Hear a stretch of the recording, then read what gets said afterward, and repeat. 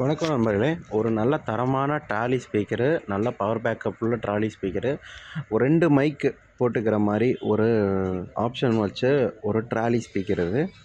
கீழ பார்த்தீங்கன்னா, வீல் 2 பக்கம் வீல் இருக்கும். ஒண்ணும் பிரச்சனை இல்ல. ஒரு 3 ஹவர்ஸ் இல்ல 4 ஹவர்ஸ் பவர் பேக்கப் உள்ள ஒரு ட்ராலி ஸ்பீக்கர் பாக்ஸ்.